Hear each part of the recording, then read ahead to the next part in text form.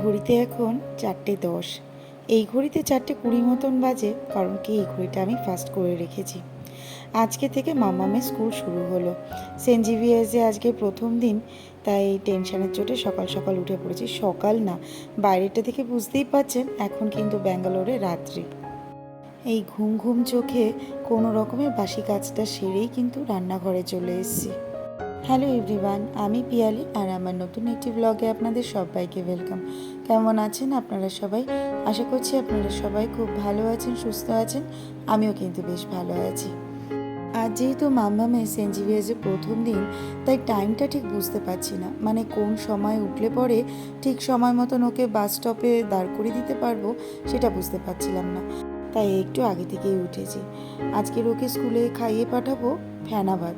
ফেনা ভাত আবার খিচুড়িও বলতে পারেন। খিচুড়ি হলে তো একটু জিরে, শুকনো লঙ্কা এগুলো ফোড়ন দিতে লাগে, কিন্তু আমি ওগুলো কিছুই করব না। একটু ফেনা ভাতের মতনই করব, সাথে একটু বেশি করে সবজি দিয়ে দেবো। সারাদিনের ব্যাপার, টিফিনে খাওয়া দাওয়ার তো ঝামেলা বুঝতেই পারেন, বাচ্চাদের তো খাওয়া দাওয়ার ঝামেলা থাকেই। তাই যতটা বাড়ি থেকে খাওয়ানো যায় আর কি। ভাবলাম একটু ফেনা ভাত সবজি দিয়ে করে ফেলি, আর একটু ডিম সেদ্ধ করে দেবো। আর টিফিনেও মাম্মাম বললো চাউমিন নিয়ে যাবে, তাই একটু চাউমিন করে দেবো। ওকে আবার 2 রকম টিফিন দিতে লাগবে। একটা টিফিন তো ও যখন ক্লাসে সবার সাথে টিফিন করবে সেই সময়টার টিফিন, আবার যখন ও একলা বসে থাকবে সেই সময়ের টিফিন। তাই ভাবলাম সকালবেলার টিফিনে ওকে স্প্রাউট দিয়ে দেবো, আর যখন ও একা বসে থাকবে বাসের জন্য ওয়েট করবে, তখনকার জন্য চাউমিন দিয়ে দেবো। চলুন প্রেশার কুকারে এবার ফেনা ভাতটা বসিয়ে ফেলি। মামামকে 5:45 বাজলে তখন উঠিয়ে দেবো। উঠিয়ে একেবারে স্নান টান করিয়ে রেডি করিয়ে দেবো। এতক্ষণে স্কুল তো, তাই একেবারে স্নান করিয়ে পাঠাতে লাগবে। তবে মাম্মাম জানেন তো ভীষণ এক্সাইটেড, নতুন স্কুলে যাবে। এইটা শুনেই ও ভীষণ এক্সাইটেড হয়ে রয়েছে। দেখা যাক সামনের দিনগুলোতে কি করে। চলুন, স্প্রাউটের মধ্যে আমি একটু শসা আর একটু টমেটো কুচিয়ে দিলাম, খেতে ভালো লাগবে। আর একটু নুন আর একটু গোলমরিচ দিয়ে দিলাম। কদিন ধরে নিয়মিত ব্লগটা আমি দিতে পারছি না। বাড়িতে শ্বশুর শাশুড়ি দুজনেই রয়েছেন তো, আর তারপরে মেয়ের স্কুল আরম্ভ হবে, সেই সমস্ত কিছু গোছগাছ করে ওঠে না, আর হয়ে উঠছে না। আর বুঝতেই পারেন তো এক জায়গা থেকে আরেক জায়গায় আসলে কতটা ঠিক গোছাতে লাগে। একদিকে খিচুড়িটা বসিয়ে দিয়েছি, আরেকদিকে কিন্তু চাউমিনটাও সেদ্ধ বসিয়ে দিয়েছি। হাতে কতটা টাইম বাঁচবে বুঝতে পারছি না, প্রথম দিন তো তাই অতটা বুঝতে পারছি না। কিছুদিন গেলে পরে আবার ঠিক কিন্তু বোঝা যাবে যে কোন টাইমে উঠলে পরে ঠিক কতটা কাজ আমি গুছিয়ে রাখতে পারবো। মাম্মামকে টিফিনে স্প্রাউটটা দিয়েছি, আবার দেখলাম অনেকটা বেঁচে রয়েছে, ওইটুকু আবার আমার জন্য রেখে দিলাম। স্কুল থেকে ফিরে এসে খেয়ে নেব। চলুন চাউমিনটা চটপট তৈরি করে ফেলি, ও টিফিনটা প্যাক করে তারপর মাম্মামকে ওঠাবো।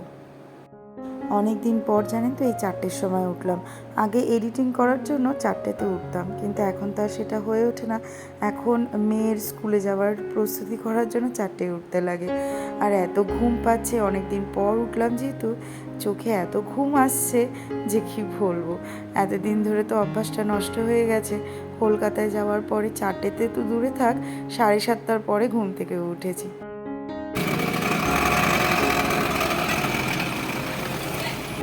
চলো বাস চলে এসছে, এবার ওকে বাসে উঠিয়ে দিয়ে আমরা ওর পেছন পেছন যাব।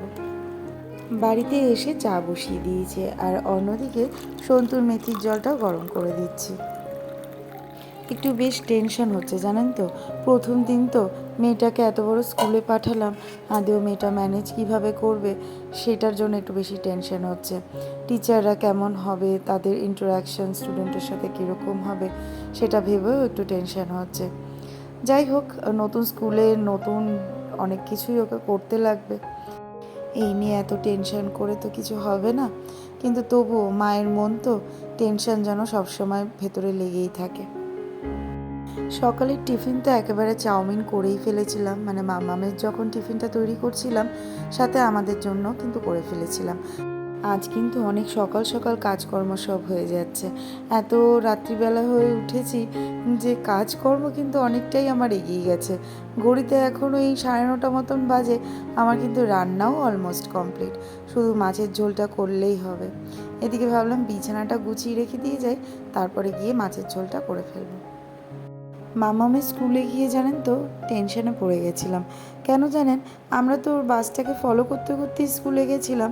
ওমা, আমরা হট করে ওর বাসটাকে কিন্তু হারিয়ে ফেলেছিলাম। তো সন্তু বলল চলো স্কুলে বরঞ্চ পৌঁছেই যাই, বাস তো চলেই আসবে নিজের মতন করে। স্কুলে গিয়ে দেখি 1 নম্বর বাসটা আসেনি। অনেকক্ষণ হয়ে গেল, তবুও বাসটা আসার নাম নেই। সিকিউরিটি গার্ডকে যখন জিজ্ঞেস করলাম, তিনি বললেন যে বাস এখনও আসেনি, 2টো বাস এখনও আসা বাকি। উনি মনে হয় আমার কথাটা ঠিক বুঝতে পারেনি, কিংবা হয়তো ভুল শুনেছেন। আমি তো এদিকে টেনশন করছি, তারপরে সন্তুকে ডাকলাম যে দেখো আমার তো ভীষণ টেনশন হচ্ছে, কারণ মেয়েকে দেখতে পাচ্ছি না। তারপরে সন্তু উকি মেরে দেখে যে 1 নম্বর বাস অনেকক্ষণ আগেই চলে এসছে। যাই হোক, টেনশন যেন সব সময় মনের ভেতর একটা হয়েই চলেছে। কাজ যখন হয়ে এসছে, ভাবলাম এই ওয়ার্ড্রপের ওপরটাও একটু পরিষ্কার করে ফেলি।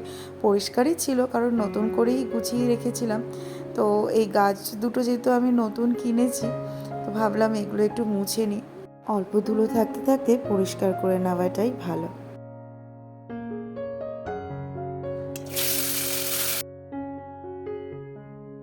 একদিকে মাছ ভাজাটা বসিয়ে দিয়েছি, মাছের ঝোল করব আমাদের জন্য, আর মামা আমার পাপানের জন্য আলাদা করে মাছের ঝোল করে দেবো। যাই হোক, ভিডিওটা যদি ভালো লেগে থাকে তাহলে অবশ্যই কিন্তু একটা লাইক করবেন, আর যদি নতুন বন্ধু হয়ে থাকেন তাহলে চ্যানেলটাকে সাবস্ক্রাইব করে আমার পাশে থাকবেন। আজকের ব্লগটাও আমি এখানে শেষ করছি। সবাই ভালো থাকবেন, সুস্থ থাকবেন। আমি চলে আসবো নতুন একটা ব্লগ নিয়ে।